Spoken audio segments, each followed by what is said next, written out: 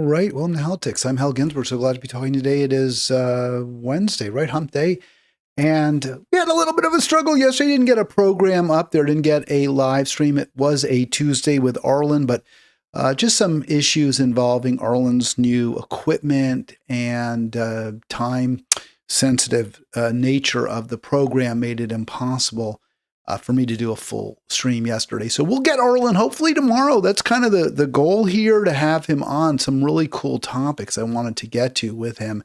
And we also have another great guest on tap. His name is Dave Chapman. He is an anti-ICE activist. He is one of those fellows who's in neighborhoods that have a decent-sized number of immigrants who either work in them or live in them or both. And he is out there driving the streets to see whether there are ICE vans, ICE SUVs, ICE masked agents ready to snatch people off the streets. And he does warn folks, and he actually has paid a price for that. He's sacrificing for his country. That's what a patriot is. People often say, well, what is a patriot? Or Trump's a patriot. No, you're a patriot if you sacrifice for your country, if you give up something for your country. You're not a patriot if, like Trump, you go into politics to aggrandize yourself, to make yourself even wealthier.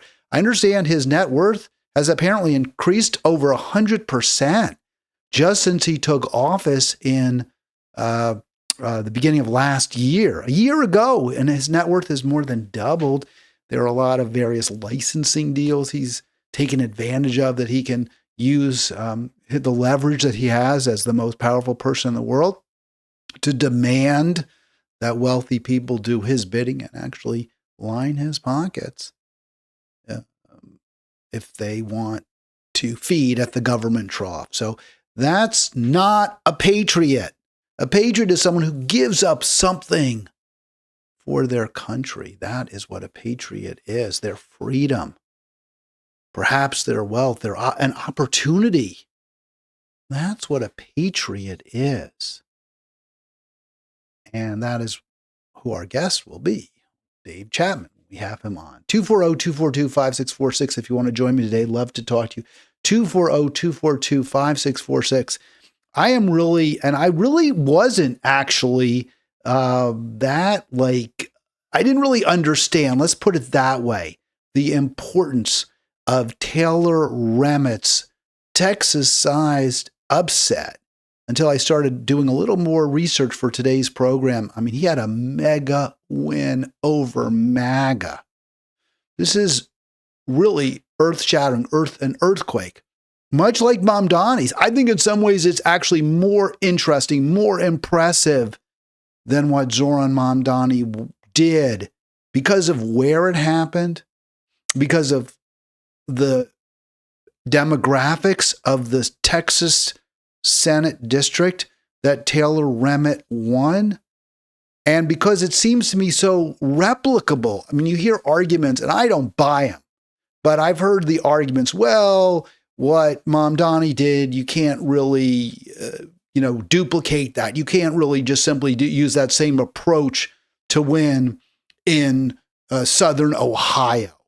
It's a very different demographic. And I think there's truth to that, but I also think it's pretty disingenuous. It is kind of obvious what Zoran Mamdani did that led to his win in the New York City mayoral race. And it's certainly something that could be done in southern Ohio. Focus on affordability. The same challenges that New Yorkers face, people in southern Ohio face. So affordability is obviously one. Endless war. Mamdani was, clearly against the support that the elites have continued to provide for endless warfare. And it was most clear, most obvious in his unwillingness to say he would visit Israel, that he supported Israel, his willingness to call out Israel's crimes. And that is something that is popular. That view that we need to focus on America first is a popular view in Middle America, in the heartland, everywhere in our country. That's a popular view.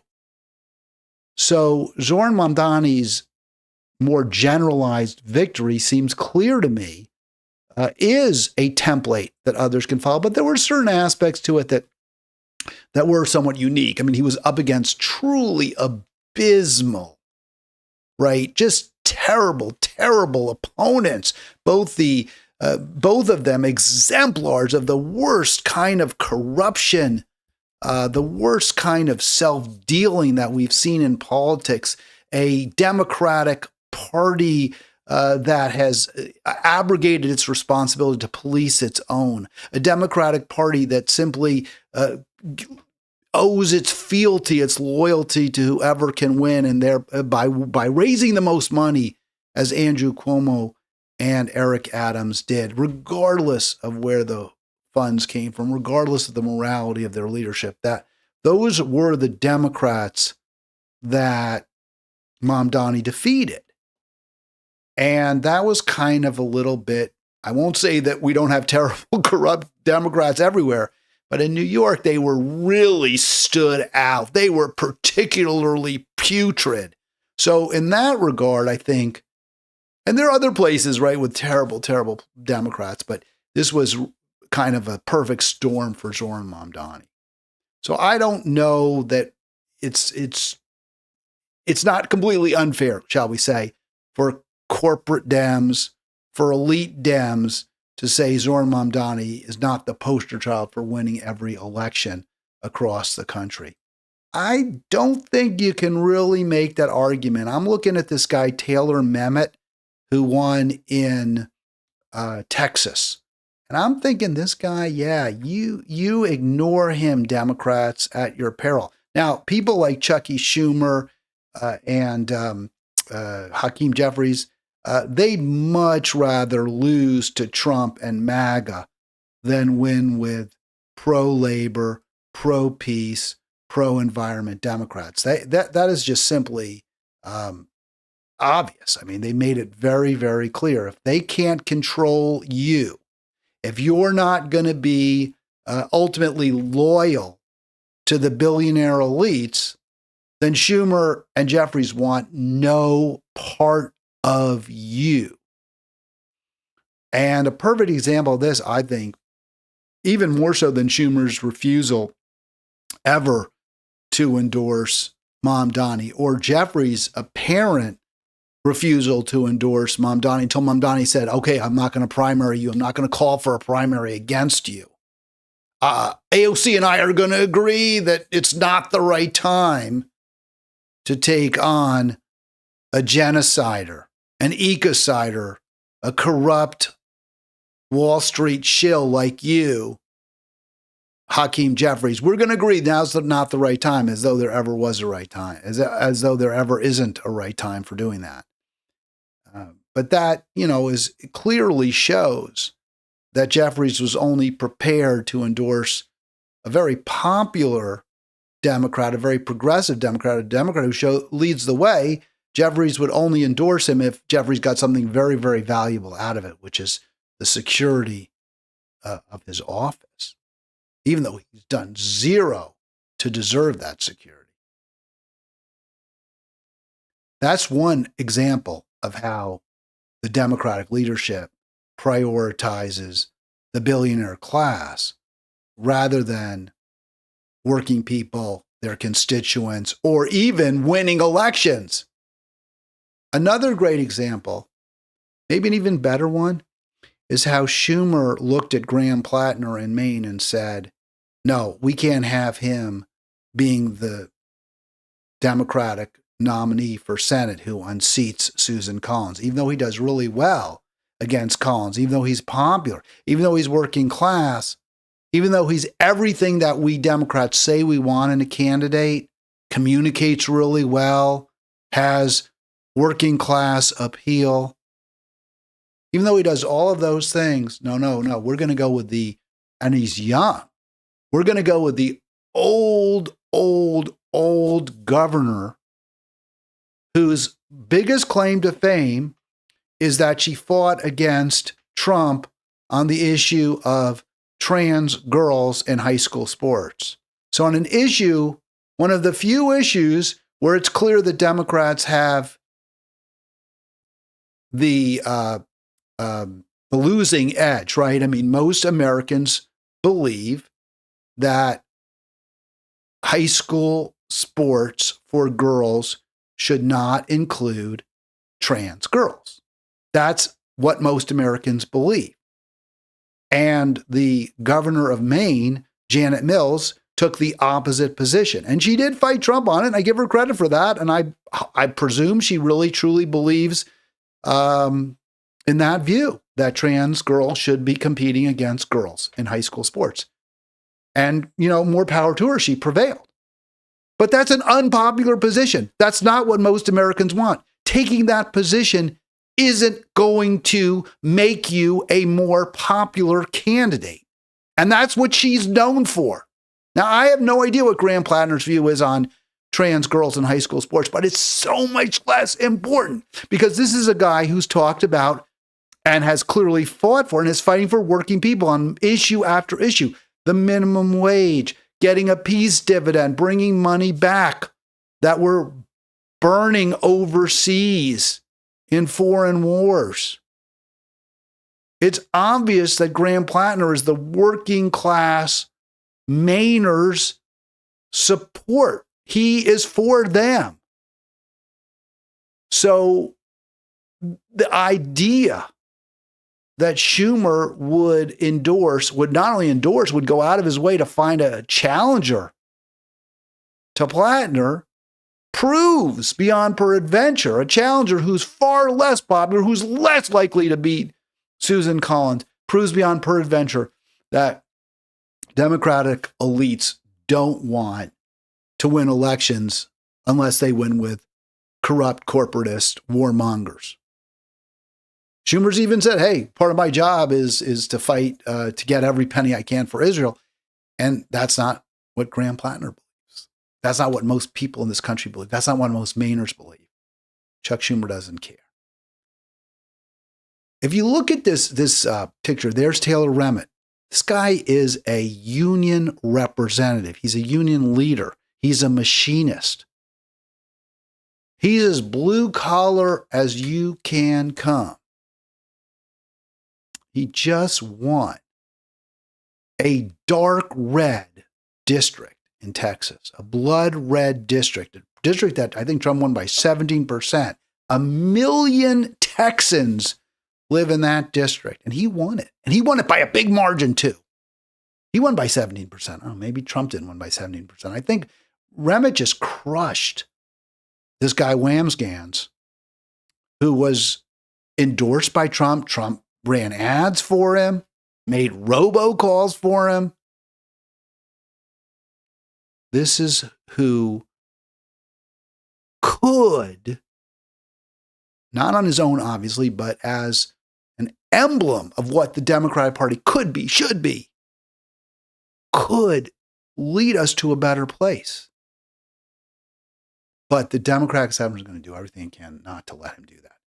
It's so important that we destroy those leaders, that we take them out. We take them. This is why it's so awful that Mamdani said, no, I'm not going to primary Hakeem Jeffries, because that's what has to be done. They have to be taken out of their positions, out of their leadership, out of their senatorial and Congress member jobs, because they're standing foursquare against any populist move by the Democratic Party, any pro-worker move, any progressive populist movement in the party. Now, I'm not saying they're the only problem, right? I mean, you can get rid of Schumer and you've got waiting in the wings Catherine Clark. And Catherine Clark did say she's a congresswoman. I'm sorry. I don't know who is Schumer's number two. Catherine Clark is, I guess, number two to Hakeem Jeffries. I guess she might be a little bit. She did say it was a genocide before she said it wasn't. Before she said, no, I didn't say that. I didn't mean that. You've got Jim Clyburn, right? He's still hanging on like grim death to a leadership position in the House. And he is a disaster for the party in so many different ways. So just getting rid of Jeffries ain't enough. I don't know, does Schumer even have a number two? I don't know if they do that in the Senate. It seems like they don't really have that kind of, sort of clear-cut command, like a whip. I don't know if there's a Senate. He's a minority leader, so maybe he doesn't have a whip. I'm not really sure if there's anybody who's a number two. But there's obviously problems in Congress as well, in the Senate as well, just like in Congress, just like in the House.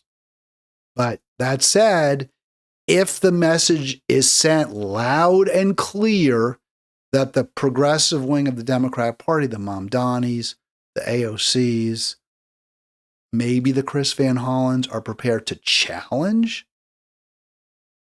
the leadership and win because they're far too far to the right on economic matters. If that message gets out, then you will see people in, leadership positions either step back a little bit, people like Clyburn, if he sees the wind is clearly against his brand of centrism. If Catherine Clark sees that, hey, maybe you can win elections like Mamdani did by actually taking on the Zionists.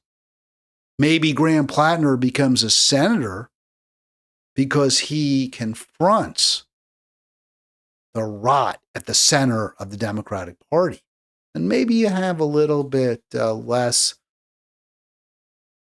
aggressive posturing, a little bit less aggressive takedowns by the Democratic corporatists of progressives. Maybe, just maybe. We'll see if that happens. We can only hope. But that's the only viable future. And it's, where we can have some hope is if the Democratic Party really does start to shift in favor of poor, struggling, and working people, in favor of pro-peace policies. And why is it so important? Some might say, well, how, hey, whatever, we have balance. Trump's pretty bad, but the pendulum will swing back. And, maybe someone like a Schumer, maybe they're not the best, but hey, he becomes the majority leader. We can expand Medicare. We can expand, expand Medicaid again, and we can make sure there's enough for Obama subsidies. Isn't that good enough, Hal? It's not really good enough for you. And I'll say, no, it isn't. I mean, look at what we're up against. We're up against, and I'm going to get to ecocide, but here's the genocide. This happened just earlier this week. This footage shows the moment a round of Israeli airstrikes pummeled a tented community in Gaza's Khan Yunis Saturday morning. I said this week, I meant, the end of last week. You see that all tents, Israel's completely leveled, flattened everything with American weaponry, of course. Flattened everything. And what are they attacking? A tent city.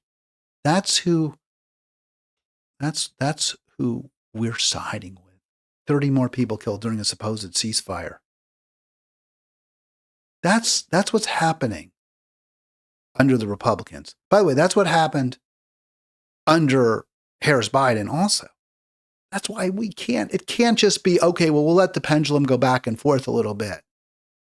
Now's not the time to challenge Hakeem Jeffries. Just keep our mouths shut, let the Republicans overextend themselves. You do that, this is what happens. People living in tents are shelled, nobody gives a crap, are killed during a ceasefire. And nothing changes. Medical officials saying the strike, as well as one on the Hamas-run police headquarters in Gaza City and a nearby apartment block, left more than 30 people dead, marking the deadliest day the enclave has seen in weeks. We found my 3 little nieces in the street. They say ceasefire and all. What did those children do? Palestinian hospital leaders say 5 children are among the dead. Family and friends of those killed, laying them to rest the very same day. We only hear of the ceasefire, but in reality, it does not exist. There are strikes each day. The Israeli military says the strikes were targeting Hamas and were launched in response to a breach of the U.S. brokered ceasefire deal. The army claims that on Friday, troops in Rafah identified 8 Hamas gunmen emerging from a tunnel. They always have their explanations and excuses, and children keep dying, keep getting killed. Israel still exerts complete control over the area that it's already decimated. And that will happen regardless of whether Republicans maintain power or there's a return to the same Democrats who have steadily worsened things in this country, just as Trump and his minions have. We've got to go in a different direction. I honestly don't know where Taylor Rehmet stands on Israel, but what I do know is that when there's a focus on working people and on their needs and on their concerns and on their issues, then you do find pro-peace policies are generally, not always, not invariably, are much more likely to find fertile ground. Because the war it's a distraction. It's something to take your mind off of, your problems or to divide people. You're against Israel, you're an anti-Semite. But when people have enough in their bellies, they have a full belly, they know that their rent is going to be paid for, that they're not going to have to worry about the paying for their kids' medications. When they know it, they can start to think about people other than themselves. And they're going to say, you know what, this is just awful what is being done by Israel with our support to these poor people. That's what happens when you focus on the needs of the people in your own community. Then they have the ability, the wherewithal, the time, the emotional energy to worry about other people. This is what we have to do on the left. We have to prioritize the well-being of poor, struggling, working people. And I'm going to tell you, not all of it, but there's a significant cadre of MAGA. And these are not necessarily wealthy people at all. But they'll never, ever believe the criticisms the truth about Trump. It's just not going to happen. They have decided they are Trump idolaters. They have accepted Trump. They're so angry, so bitter, so resentful of the Democratic Party and of liberals in general, when liberals meaning the New York Times editorial board, that, is a stand-in, MSNBC, Rachel Maddow.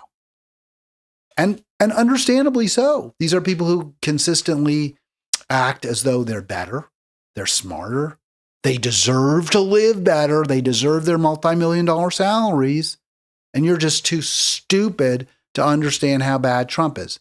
So of course they hate those academic, self-styled elites. The only way you can reach them is by genuinely, honestly, truthfully making their lives, fighting for them, making their lives better. When they see that their lives can get better, will get better by electing someone other than a Trump, by electing someone other than a Greg Abbott, when that happens, then they will, in fact, abandon Republicans. But that's the only way. And it's so important because of what we just showed you, what's happening in Israel, by Israel, what Israel's doing. And it's so important. Well, it's important for Americans, right? I mean, every American deserves to have enough. It's so important even if you're an elite, because do you enjoy the ecocide, the time of mass extinction, anthropogenic? Is that something you're happy you're living through as a, reasonably affluent American, if you're fortunate enough to be in the managerial class? Do you feel like this is good times? That are sustainable, even if maybe your stock portfolio is up? Isn't it worth it to pay higher taxes? To pay tariffs? To guarantee, so you can guarantee that working people have enough in this country? So that they'll be willing to say, hey, yeah, we got to do something about this climate catastrophe. Because, if you're a working person in America today, and working, you're driving an Uber, and you're teaching class, and you might even be running a shift at 7-Eleven or something like that. Do you really have time to worry about whether Greenland is melting? Is that really something you're worried about? Trump says to you, hey, you know what? We've got all these real, Greenland's mineral rich. There's rare earth there. We can exploit it. And you know what? Maybe I'll be able to lower your taxes a little bit. Well, you're barely surviving. You don't have time to say to yourself, gee, maybe that lower tax bill is going to come at the cost of my grandchildren's having any future at all on a livable planet. But you don't have that you don't have that wherewithal because you're too busy just trying to survive. But if we say, hey, no, you're always going to have health care because that's a human right. And you know what? If you somehow can't pay your rent, well, we're going to have nice, clean, safe government housing for you. And there's going to be good jobs because we're not going to be offshoring. If Democrats said that and meant it and fought for it, then we could take on the climate catastrophe. That's why it's so important to embrace populist, pro-worker Democrats, not elites. Why else is it so important? I saw this in an article. This comes from Newsday, and we're going to hopefully have on, as I mentioned, Dave Chapman in the next few days or maybe next week to talk about what he's doing on Long Island. Newsday is a Long Island newspaper, and they did an article, a really good article, on the group that's fighting to protect their neighbors on Long Island. And this really struck my eye. Right now, we have 65,000 people over in these detention centers. That's a very large number. We're keeping these people behind bars. They're detained. They haven't been convicted of any crime. 74% don't have a criminal record. And those are the people that Trump says are the worst of the worst, only the worst of the worst. These are the people being rounded up on the streets of our city.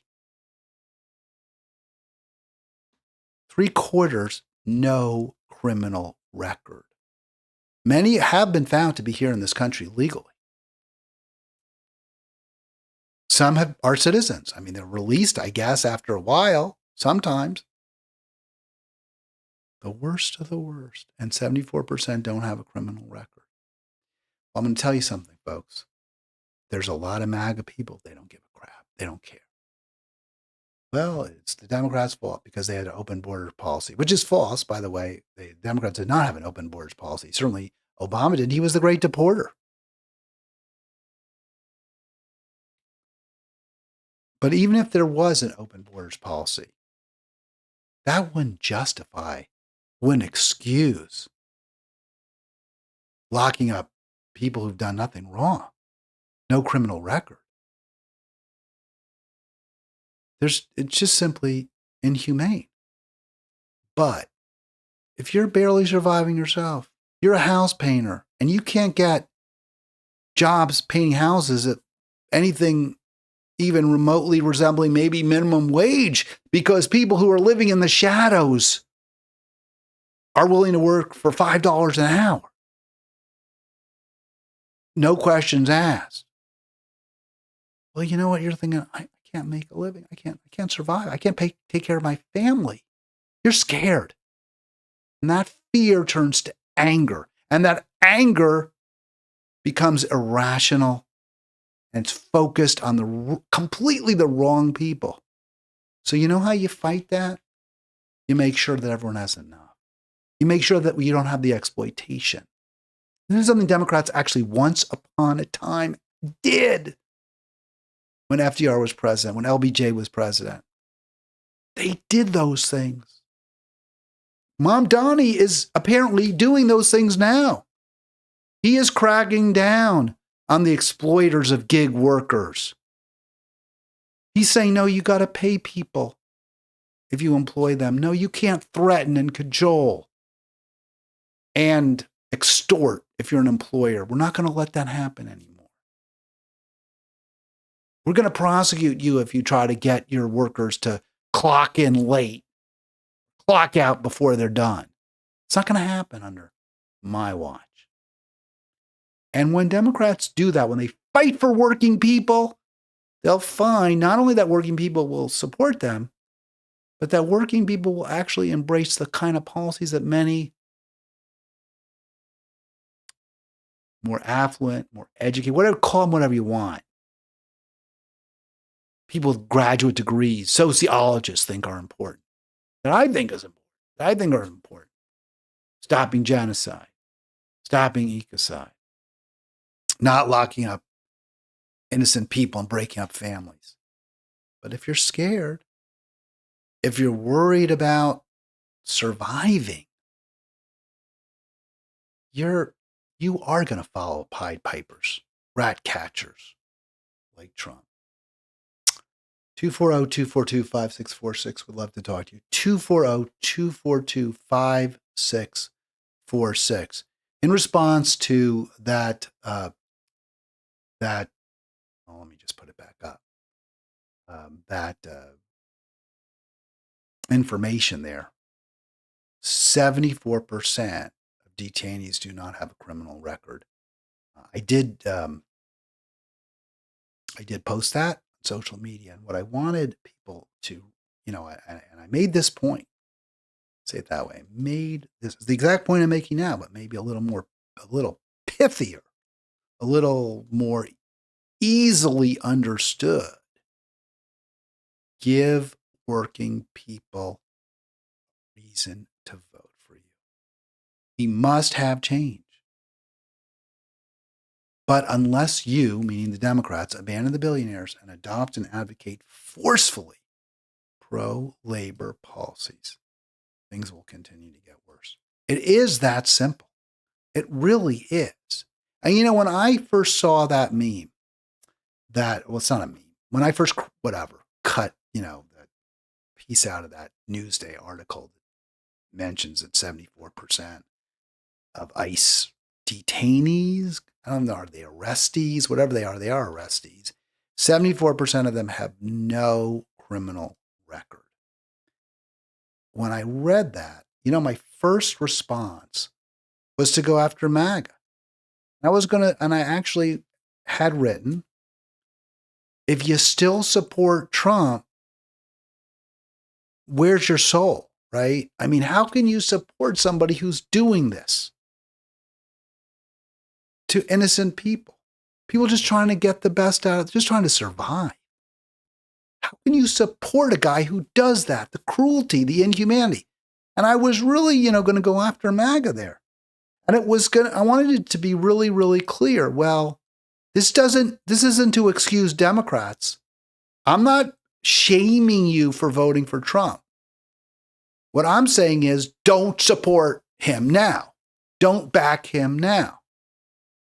But I realized that's not going to get me anywhere. Because if you don't care about immigrants, then what do you care about? You don't care. You'd be like, well, that's not my concern. I don't care about immigrants. So I say to those who do, I say to those of you who think, these are people who are human beings who deserve enough, who deserve a decent life. And Trump is destroying that. And he's taking so much else with it. I say to those of you who feel that way, the same way I do, if you want to stop it, then back truly pro-worker, pro-peace, pro-environment candidates, but specifically pro-labor. That's the key. That's how you defeat MAGA, is you recognize the legitimate concerns and needs of working class voters, and you address them in a progressive manner, in a way that challenges the elites, not those with the least. David Axelrod, I don't disagree with this. I don't disagree with what Axe, as he's called by his, intimates, one of whom I am not. He says to Dems, don't campaign on abolishing ICE. I agree with that. I really, really dislike ICE. We had Ethan Wechterluck on, who I think is great, and I would vote for him in a heartbeat if I lived in Maryland 6, CD 6. And he's saying ICE can't be reformed, and maybe it can't be. But I wouldn't campaign on abolishing ICE. I would campaign on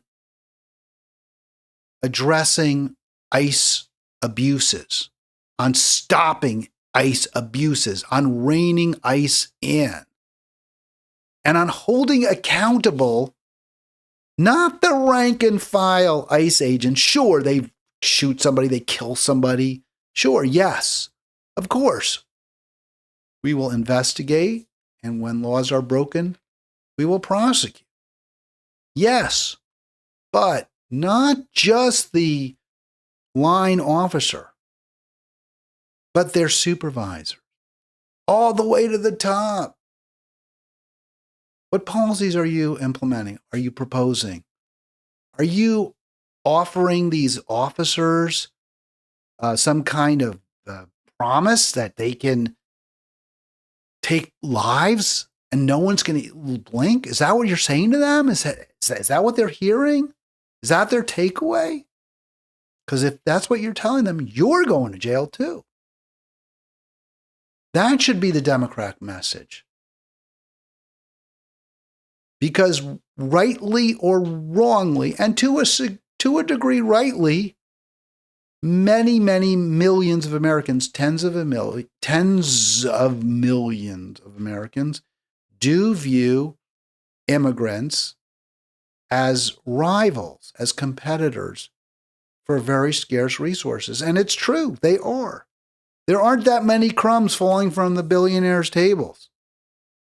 And they're deliberately pitting working class Americans against immigrants, often undocumented immigrants, often immigrants who got into this country illegally or stayed illegally in this country. That's the strategy that the billionaires are employing. And the fact is, if you shake a few crumbs off your table, just enough for one person to eat, but two are fighting for them, then yes, the other person who's going for those crumbs is a rival, is an enemy. It's true, no argument. What Democrats have to do is pull that tablecloth off the rich man's table and make sure all, with some, a little bit is left on top. But most of it comes down to make sure everyone has enough. That should be the strategy. It's not. It's not because the Democrats are getting to eat at the big kids' table. They're not at the table with the adults, but there's a adults' table, where the Musks and the Bezoses and the Ellisons and the Trumps and the Waltons and some of the Rockefellers maybe are eating. That's the adult table. There's just a few people there. Then there's a little bit bigger table where the Obamas, the Bushes, maybe the Bushes, I don't know, that's a pretty rich family, right? That's where they're eating. The Harvard professors, they're at that table. It's still pretty nice. You're still way above. You still got a lot at that table. The Chuck Schumers, the Jeffries, they're at that table. It's pretty nice up. It's not the best table. It's still pretty good. And then way below that table is everybody else. Well, if you don't like that setup, you got to pull the cloth out from both tables, the top. I just to take a little bit further on that article, what Axelrod said, don't campaign on abolishing ICE because because the fact is that working class Americans see their wages as to some degree under pressure because the supply of labor being very, very high due to undocumented workers, and that's not completely false. I think Greg Casar makes a fair point. I don't necessarily disagree with it. My progressive caucus colleagues and I have been clear, not another cent to ICE until we stop the chaos and the lawlessness. This comes to the House, I'm voting no, Casar wrote on X. And they ultimately did come up with a deal, and they separated out the act so the Congress is the government is funded for another 2 weeks, but they're going to fight more about ICE funding soon enough. Problem I have is with these standalone bills, at some point the pressure is going to be so great, and only Democrats will be opposing, only liberals, progressives, only real progressives will be opposing ultimately funding ICE. They'll pick off, the Schumers and the Jeffries because they're eating at the really nice table. Not the best table, but a pretty nice one. They'll get picked off. And the progressives like the AOCs, Casars are going to have to say, well, do I have to sit at can I still be at the little kids table, or do I have to be at the table where with no table at all? And I guess if you're an AOC or a Casar, you say, well, the little kids table is better than being out on the street. And that's what will happen. When you pull aside, you pick off one of the one controversial bill on the left, which is funding ICE. It's better to have all the bills together and say, we're not going to have clean bills. You want everything funded. We've got to have ICE. We got to deal with ICE. And, there has to be, not defunding ICE. What we're saying is, you want ICE, you want immigration law enforcement, we want it too. But we want it legally. We want it without all the administrative warrants where you just arrest people without even having to go before a judge. We want it without the warrantless housebreaking, without the masks. Until then, you're not getting your money. And I'm fine with that. So I wouldn't use this phrase defund ICE. I would use the phrase protect the American people. 240-242-5646. And you can see this right there. Private caucus call. Sunday, some Dems did voice support for even providing some money to ICE. A lot of money to ICE. More money than ICE got last year.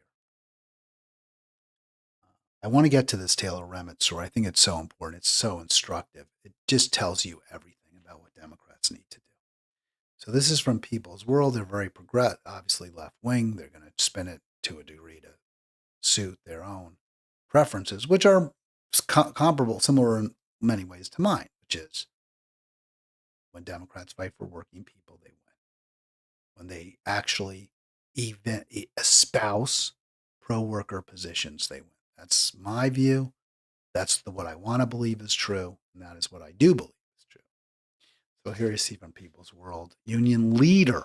So they lead with that, right? This is a guy who fights for working people. He's a union leader. Taylor Rehmet scores major Texas win. And to be fair, not every union leader is on the side of working people, union members, right? Randy Weingarten, American Federation of Teachers, famously endorsed Hillary Clinton in 2016, despite the fact that it's almost certain that her rank and file wanted Bernie. And it's even more certain than that Bernie would have been better for teachers. But still, Randy Weingarten was a friend of the Clintons. She was at that nice table, not the top table, but really close. She wanted to keep her seat there. She went ahead and endorsed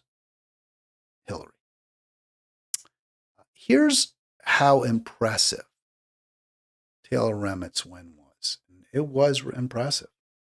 He tallied 50, what did I say? He won by 17% in a district that Trump won by 17%. That's what I said earlier, and I thought, can that be right? And I'm pretty sure it is right. Exactly right. Rehmet, is that his name? Rehmet, tallied 57% of the vote in a special election in a senatorial district that Republican right-wing Donald Trump won by 17 percentage points. Right. So Trump won by 17, and that's about what Rehmet won by, because he got about 57%, and presumably the Republican got 40%, right? 3% is the other. So he basically got a 34% swing. Pretty amazing. In a district that's bigger than a congressional district. Pretty friggin' remarkable when you think about it, right? So how did he do that? Well, first of all, let's think of it this way. People really don't like Kamala, right? They don't. They didn't like Biden. They don't like Kamala. So that's something to really keep in mind. The mealy mouth talk, the gobbledygook, the word salads, the refusal to take a position, to commit. That didn't play well anywhere. Is that how Taylor Rehmet campaigned? I don't think so. It's not what People's World says. People's World tells us that he pushed an unabashedly progressive and pro-labor platform, discussing issues that appeal to voters, such as the right to organize unions. I don't remember, maybe I'm missing something. I don't remember Harris talking about unions at all. I do know that the Harris-Biden administration, with the help of people like AOC, did betray unions, right? Like they undermined the railroad worker strike, the basically rendering it stillborn. I do know that happened. But during the campaign 2 years ago now, I don't remember Kamala talking about unions, the importance of unions. But Rehmet did. Rehmet talked about how our public dollars, our taxpayer money, should go to public schools, not to some kind of, religious school or to a charter. No, public schools. That's a very popular message. Most people like that. And guess what? It won. I don't remember Harris talking about that. Maybe I'm wrong. I don't remember that. Specifics, it's easy for People's Worker to say, oh yeah, he did this and he did that. But what did he say? What's the actual quotes? So I give People's Worker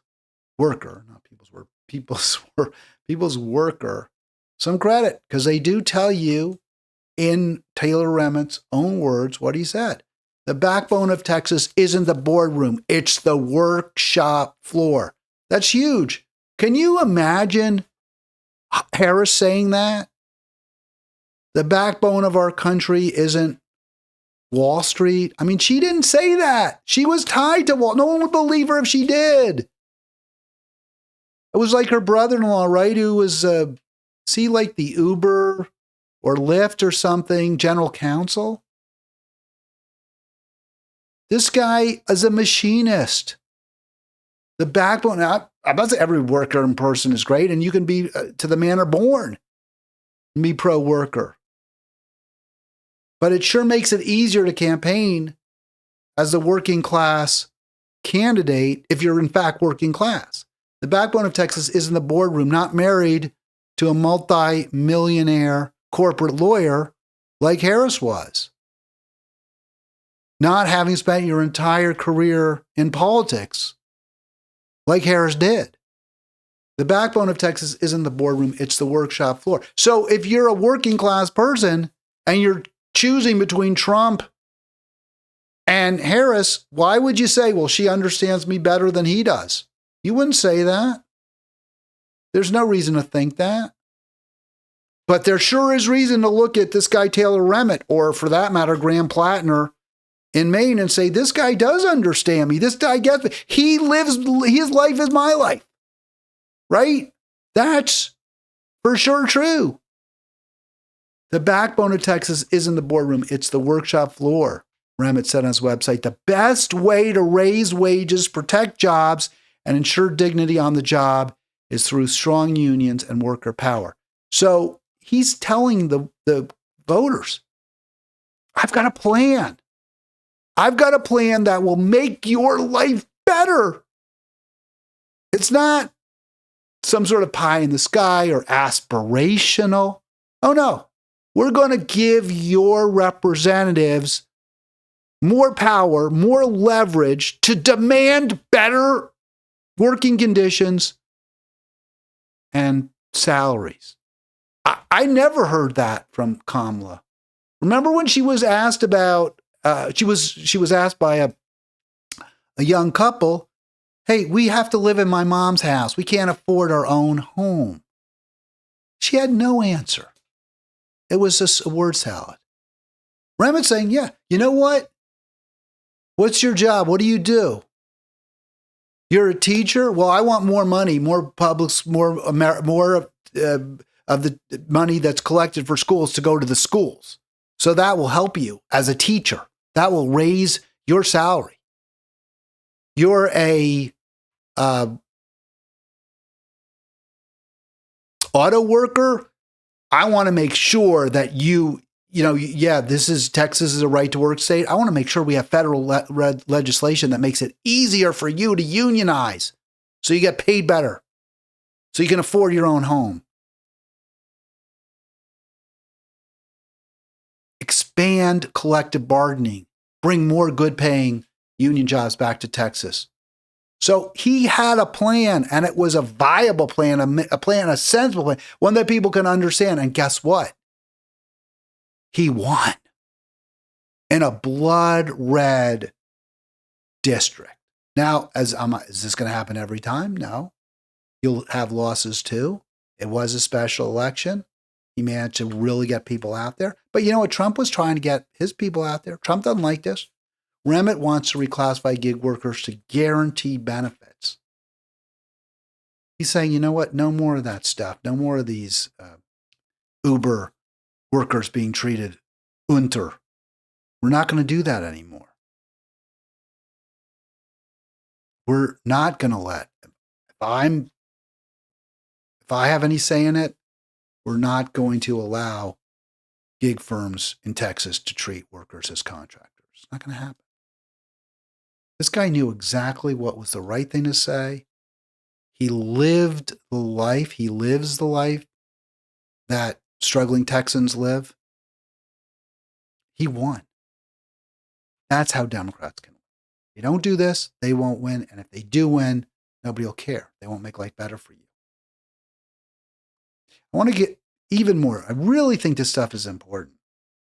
So, it's not just, probably is just enough to be pro-worker. But the Tribune here, the Texas Tribune, we're just talking about the People's Worker, which is much more progressive. But the Texas Tribune here does go into some other details I think are really instructive. How you win, even in a Republican district, even in a conservative district. How do you win? So according to the Texas Tribune, his Remet's working class appeal, along with Latino and suburban backlash to GOP policies, fueled his win in a district that Trump carried by 17 points. He won by 17. Trump had won by 17. He won those Latino. Remember, Trump had won Latino males anyway. So he's totally, he's flipped that to Taylor Rehmet. Now, obviously, Trump played a big part in that, right? With his ICE goons, it's not popular in Latino communities. Many Latinos are getting swept up. Latino Americans are getting swept up in the ICE thugs nets. And maybe they do speak with a bit of an accent. Maybe they don't. I mean, a lot of Texans from, who originally hailed from Mexico, south of the border, that could have been 100 years ago, 150 years ago. They could have been Mexicans and Texans at the same time. Well, not them, but, going back to 1840. So the Trump's behavior towards immigrants has really hurt many Latino Americans. And that helped, obviously, Taylor Rehmet. But it's important to understand that to win in Texas as a Democrat, you need that Latino vote. That's really critical. The working class vote, which obviously there's great overlap, right? I mean, it's not like they're two separate voters. They're two separate, bouquets of voters. The Latinos and the workers, no, they're mostly or significantly the same. Now, they're not all the same because there's Latino attorneys and Latino businessmen. And obviously, there are working class people who are black and white, indigenous people. But there's a lot of overlap. And Rehmet appealed to them greatly. Let's just put this up just a little bit more from the Texas Tribune. Instrumental. I do this stuff. I think it's valuable to understand how, because to me, if we can make change through politics, we should. That's a hell of a lot better, a hell of a lot more certain, leads to better results in the long run than, revolutions and blood in the streets. They don't always work out so well. Ask the Russian people. I'm not so sure they would say, yeah, that communist revolution back in 1917, the Marxists, Leninists, that really wasn't so great for us. Not that the Tsar was any good, but neither were the commies, especially Stalin. That wasn't so good either. The French, they didn't like the king. He wasn't a great king. The queen said, eat cake, whatever, she said, who knows. But chopping off every other head in Paris wasn't so great either, right? And then in the end, you had another tyrant. You had an emperor instead of a king. Some ways it worked out, other ways not so much. Sometimes revolutions work out well. I think we as Americans in general would say the American Revolution was probably better than being under the rule of the king. But there's certainly a vocal minority that says, well, I don't know, that there was definitely motivation on the part of enslavers. They were afraid that maybe England would abolish slavery. I think there's a lot of back and forth about that position, whether that's how accurate that is. But regardless, I think most Americans are happier rather than sadder that we had the revolution in 1776 and following.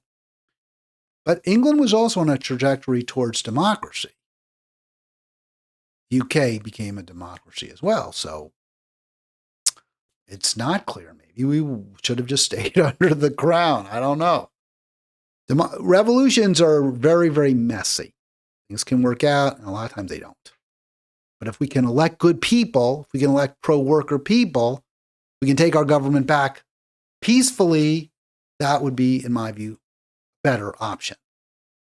So how does that happen? Well, in Texas, Rehmet won with the backing of Hispanics, more than 1 in 5 in the district. He outperformed Harris. Remember, he said Latinos didn't like her. 50 points in Hispanic areas. And Texas Tribune says the remarkable shifts occurred as those voters witnessed immigration agents in recent weeks kill 2 Americans. And also Trump didn't deliver for them. So, Rehmet benefited from that.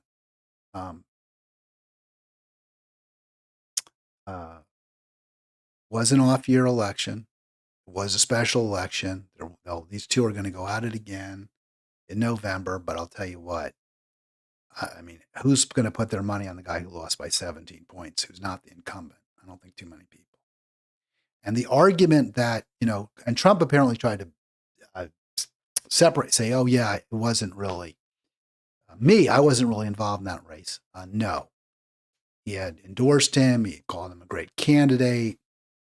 And he posted also that he was an incredible supporter of MAGA and a successful entrepreneur. Now, that's interesting because the entrepreneur line is something you always hear from MAGA, right? From the right. Oh, he made it on his own. He built it. But that message actually did not supersede the workers' message, the machinist message, the union organizer, the union leader. People didn't say, oh, well, yeah, Wambsganss started his own business. He's an entrepreneur, so therefore he's probably got it, and the common laborer doesn't. No. The problem you had, if you were a Democrat and you were endorsing Harris, is you didn't have somebody who was pro-worker to vote for. You did, to support. That's why she lost. He was also a veteran. I think that's a big deal. So this is how Democrats win. And I will play this clip. I'm sort of a little bit reluctant to. I don't want to be, Jasmine Crockett's been getting a lot of heat. She's not my favorite, I'll be honest with you. If I were in Texas and she was a Democrat running against, I think, is it Cornyn? I think he's running for re-election, I believe. If that were my choice, I would vote for Crockett, I believe. Although I have real issues with her, she hasn't broken with Israel the way she said she would. I'd have to really look closely at it. And I don't know that I would vote for Tallarico, who is running against Crockett in the Democratic primary. It's going to be either Tallarico, who's a former public school teacher and a pastor, and Crockett, who's a lawyer, civil rights lawyer. So neither one really truly, I guess you would say, working class. I guess teacher comes a little closer, maybe, than lawyer. Not sure how you would parse that out. I don't think it really matters for the purposes of the primary as much as who's demonstrated true support for workers. And this clip has gotten a lot of attention from the right. And I have to say, it's going to get a lot of attention if Crockett is the nominee. And it's a problem. It's a problem in a state where Democrats must win Latino votes to have any chance of winning statewide elections. So she's here. She's talking to a church group in Connecticut. So I had to go around the country and educate people about what immigrants do for this country, or the fact that we are a country of immigrants. Right. The fact is, ain't none of y'all trying to go and farm right now. So, I mean, right there, it's like a weird statement. She's saying, well, those immigrants are farming. They're doing farm labor. And none of you, I think she's talking to a pretty much all black audience, black church. You ain't going to farm. Well, I don't know that that's true. There are some black farmers. There used to be a lot of black farmers. And it's really unfortunate. In the turn of the 20th century, I guess. I don't know how they worked that. The turn of the century, right? The turn of the 19th into the 20th century. There was a goodly number of African-American farmers. The color purple. The Danny Glover character. That's the word I'm looking for. He was a horrible person, right? He was this monster. He was so abusive to poor Whoopi Goldberg. But he was a farmer, and he was, middle class, seemed pretty middle class. So it's actually unfortunate And she says it like, well, it was such a horrible job. Well, I mean, you own your own farm. I mean, it's honest work depending on how you do it. And if you do the work yourself, you do the lion's share of the labor.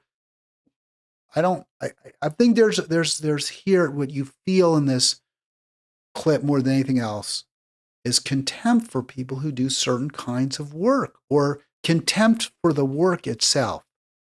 And to me, that is the worst message Democrats can send. Okay, so I'm lying. Raise your hands. You're not. We done picking cotton. We are. You can't pay us enough to find a plantation. I know that's right. By the way, I don't think she's obviously alluding to slavery and saying, well, we were slaves and we had to pick cotton. Well, we're not going to do it anymore. Someone else has to do it. I don't think that's the right message to send. I think the right message to send is, hey, if you are picking cotton, you deserve to be treated fairly. You deserve a decent wage. You deserve decent working conditions. You deserve to be treated fairly and to be safe. Because agriculture work is incredibly dangerous. They're using sharp knives and heavy machinery. And there's pesticides. And you work in long hours.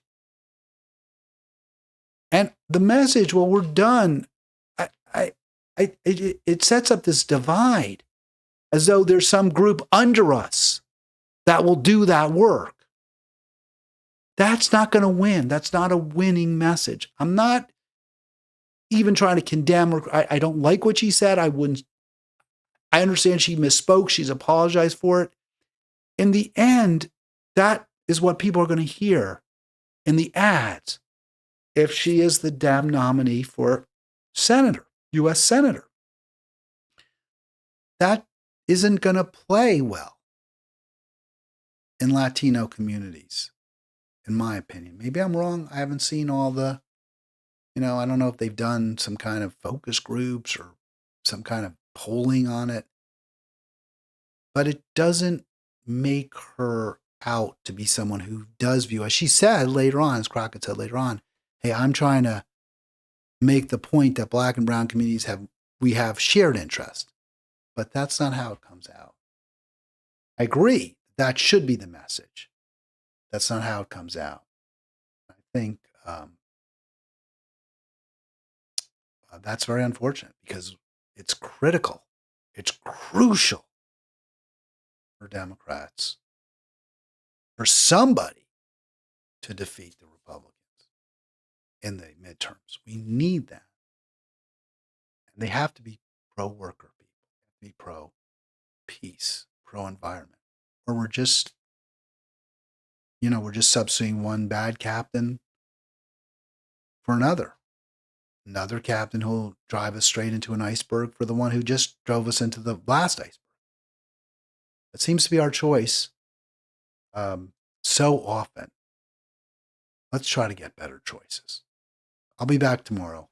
Thank you so much for being part of Halitics. Oh, and by the way, don't forget, if you haven't done so, please, please, please subscribe now. More than anything else, that's what I ask of you.